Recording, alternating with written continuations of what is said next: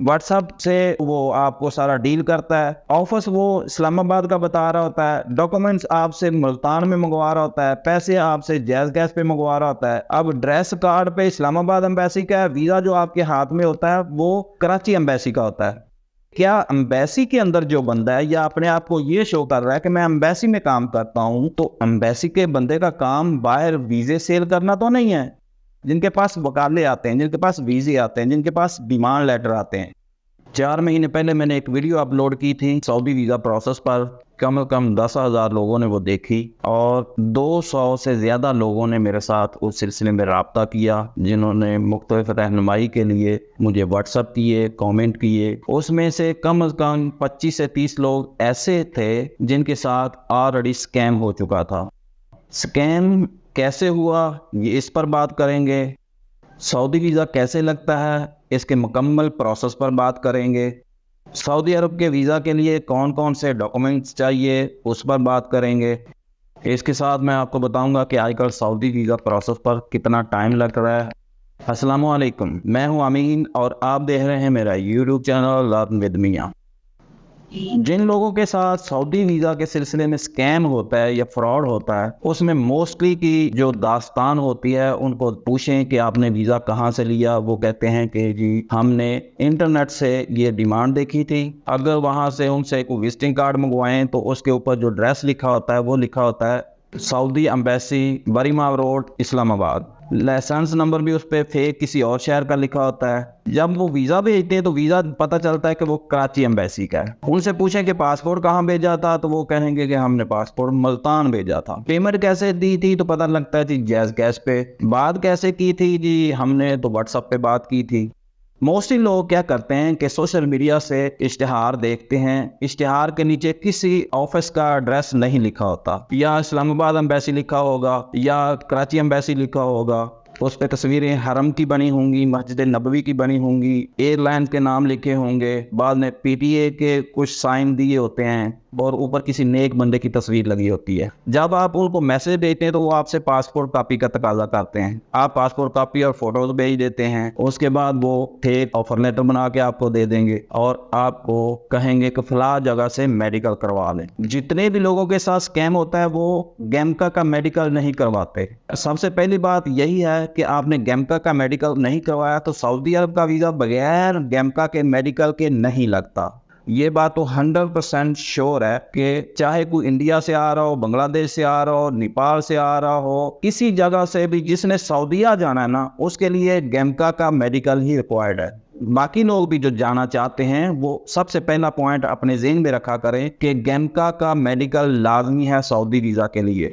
अब वो जब मेडिकल करवा के भेजते हैं तो वो एक ई नंबर जनरेट करके दे देते हैं। ई नंबर जनरेट करके आपको मिल जाता है। आप एतमाद ऑफिस में जाते हैं, वहां से जाके आप फिंगरप्रिंट करवा लेते हैं और आप मुतमिन हो जाते हैं कि हमारा वीज़ा लग जाएगा, क्योंकि आपके फिंगरप्रिंट हो गए हैं। इसका मतलब है कि डाटा ऑनलाइन था तो आपके हुए हैं, इसलिए आप मुतमिन होके उसको पैसे भेज देते हैं। जब पैसे भेज देते हैं उसके बाद 2 या 3 या 4 रोज के बाद वो एक फेक वीज़ा बना के आपको भेज देते हैं और डिमांड करते हैं कि हमने आपकी टिकट करवानी है, बकाया पेमेंट भेजें। या उसको एक एयरलाइन की बुकिंग बना के दे देते हैं कि आप बाकी पेमेंट भेज दें, आपने फलान डेट को जाना है। प्रोटेक्टर की बात नहीं करेंगे, कोई भी और बात नहीं करेंगे, जस्ट पेमेंट भेज दो। और जब आप पेमेंट भेज देंगे उसके बाद आपका नंबर ब्लॉक कर देंगे।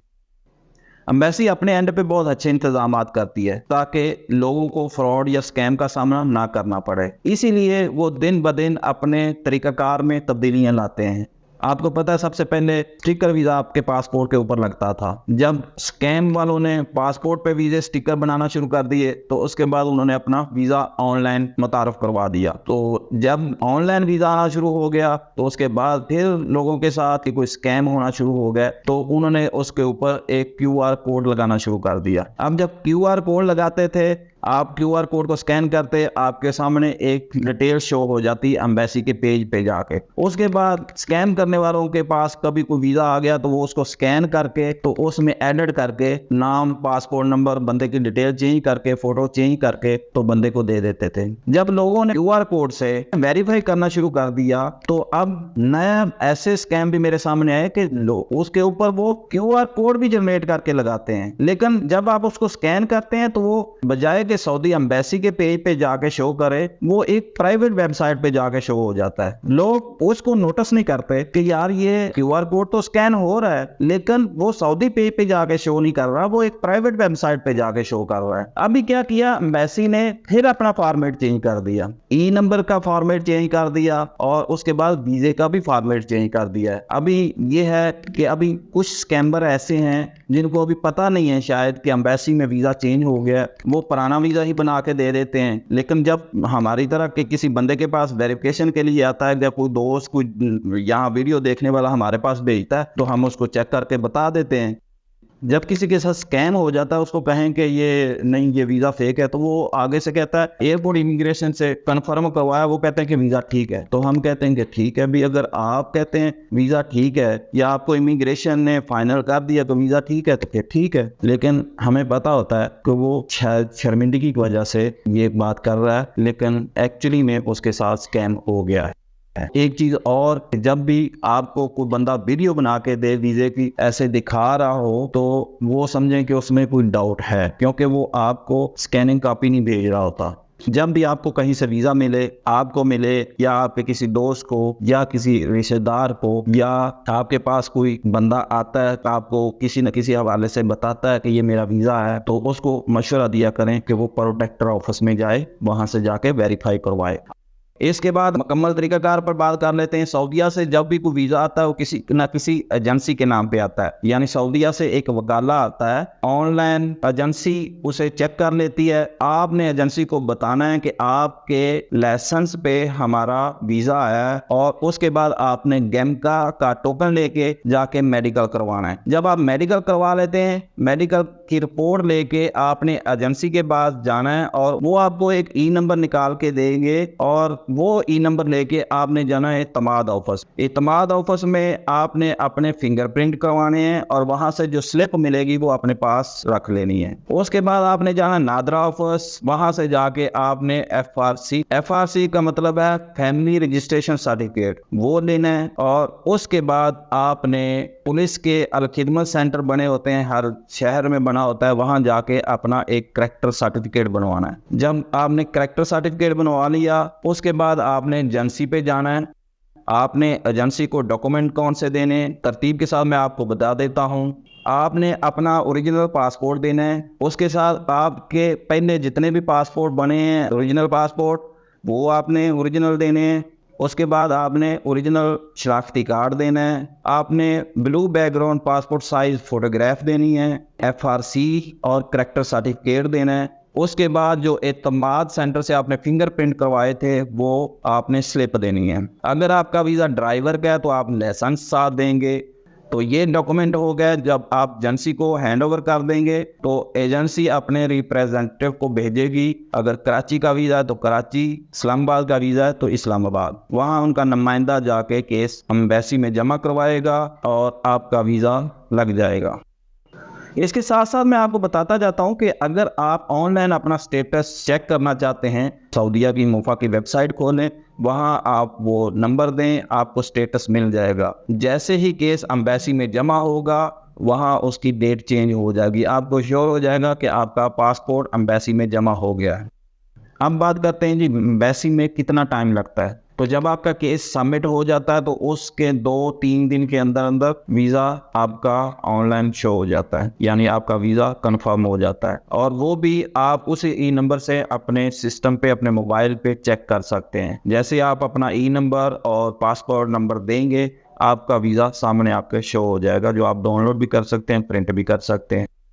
अब बात कर लेते हैं स्कैम से बचने के लिए। तो हमेशा याद रखें कि कभी भी किसी चलते फिरते बंदे के साथ वीज़े के सिलसिले में डीलिंग ना करें। जब भी डीलिंग करें उसके ऑफिस में जाके करें। अगर पेमेंट देनी है तो जैज़ कैश की बजाय उसको ऑफिस में जाकर पेमेंट करें। प्रॉपर जो है तरीकाकार उसके मुताबिक काम करें। मैंने आपको तकरीबन मुकम्मल तरीकाकार समझा दिया है।